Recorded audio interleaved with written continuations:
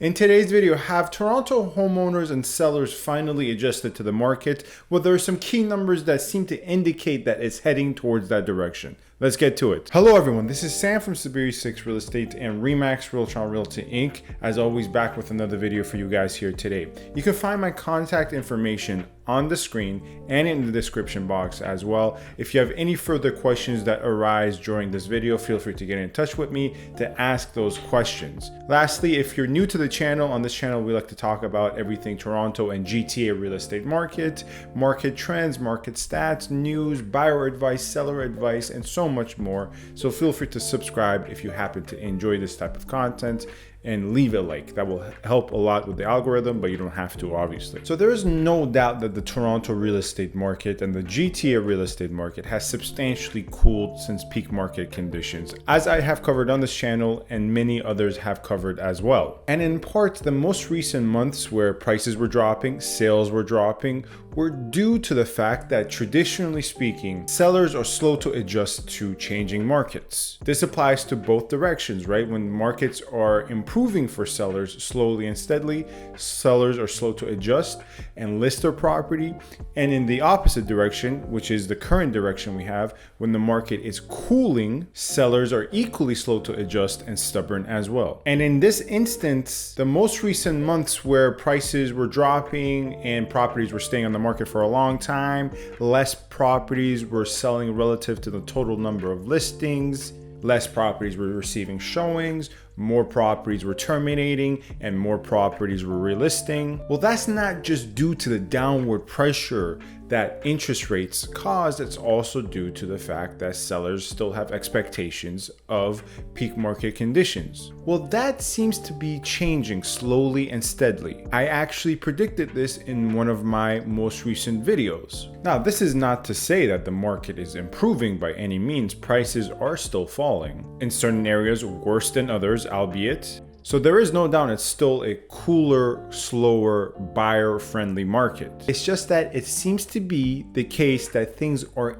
inching towards seller-friendly conditions just a small bit. First and foremost, for instance, let's start with the fact that less properties were getting relisted in July as opposed to June.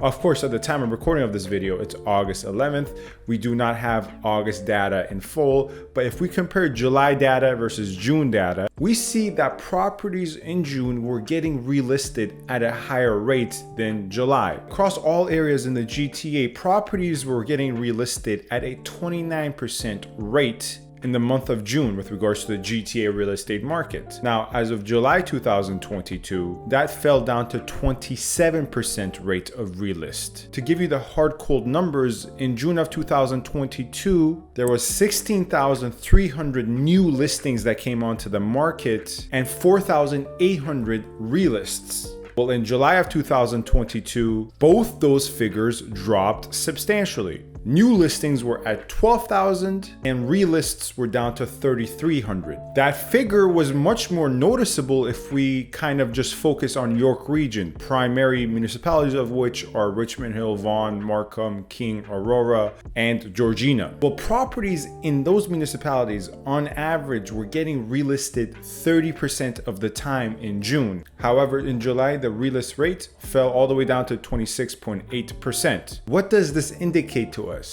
The city of Toronto fell as well, but to a far less extent because the city of Toronto was actually having a pretty healthy relist rate in June of 2022 anyways. Once again, it's across the GTA this is happening, not just the city of Toronto, not just York region, but Peel region and Durham region as well. So with the relist rate falling into July, what does this indicate to us? Number one, new inventory is falling. So the relist rate is not diminishing despite a equal amount of inventory or an increasing amount of inventory / supply. No, supply is actually diminishing. Sellers are not putting their properties on the market. They are becoming in tune with the current market. Furthermore, on the other side of the spectrum, putting aside the diminishing supply, relists in the amount of quantity, not just relative to sales, are also dropping, meaning and indicating those sellers who are going on the market are terminating less and most likely selling more. But let's not just speak about it, we can actually find this out by taking a look at sales to listing ratio, another key metric.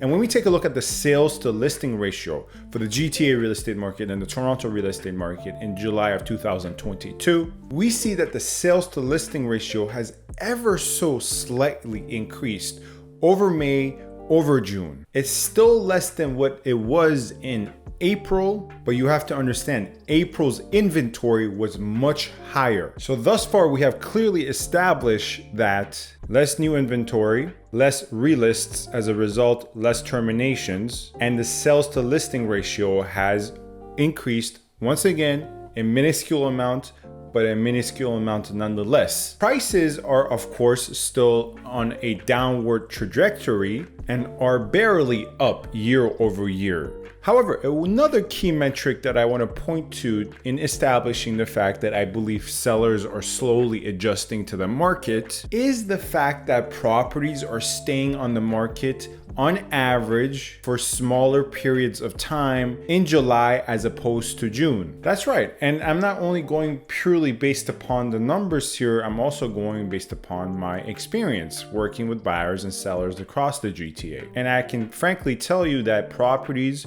are staying on the market for less of a period of time. Now, that does not necessarily mean, once again, the market is getting hot by any means. No, it's not. What that does mean, though, is that properties are being priced a little bit more appropriately in today's market, indicating, once again, that sellers are starting to adjust to these market conditions. And I want to end the video by saying this last bit, which is less number oriented, but more so from my experience, which is in these past months where the market has cooled, I have been actively working with more buyers than sellers. And as a result, I have been seeing firsthand for top quality, top shelf properties, whether it is a very good 1.2 million property in York region or a really quality condo in the $600,000 range in Etobicoke, or a $2 million detached property in the city of Toronto, whatever the price range is and whatever the area is, if it is top quality in terms of condition, neighborhood, location,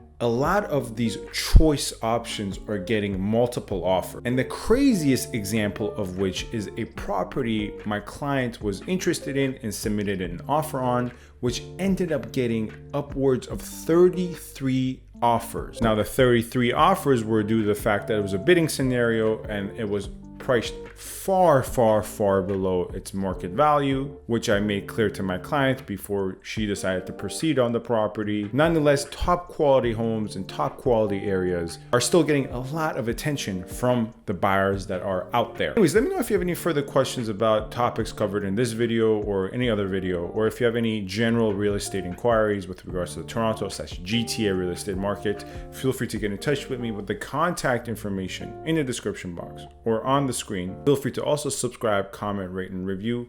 Thank you very much for watching. Stay safe and stay tuned. Thank you.